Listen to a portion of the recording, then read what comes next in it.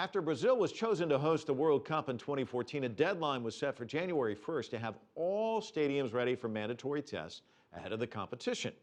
Half of the stadiums that are now ready barely made it. Paulo Cabral has more. The deadline was missed. Brazil had agreed with FIFA that all 12 World Cup venues would be up and running this year, but half of them are still under construction, like the stadium in San Paulo, which is set to host the opening match. A terrible accident in November killed 2 workers and caused part of the site to be sealed for over a week. Now city officials have promised to have the arena ready by March. The stadium is almost ready. Construction work didn't stop in a large part of the arena. So if we consider the area of the accident, the construction will effectively finish by the end of March. Right now, it's 95% ready.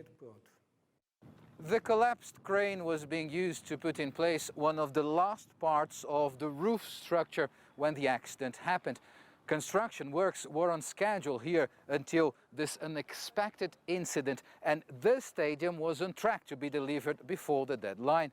However, that's not the case in other Brazilian cities that will host World Cup matches.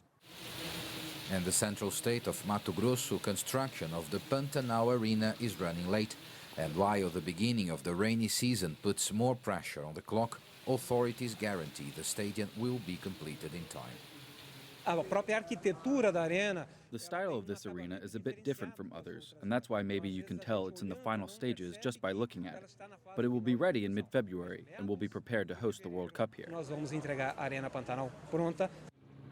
Further south, in the state of Paraná, works in the Baixada Arena are behind schedule because questions over the cost of the project delayed the release of funds. Overspending is a big problem in Brazil's World Cup preparations, as the last-minute rush makes things significantly more expensive. But despite all problems, in the streets of Brazil, people still believe the country will offer the world a beautiful party, somehow. There is a lot of pressure, of course, and concern with these delays. But in the end, I think we'll be able to have a good World Cup.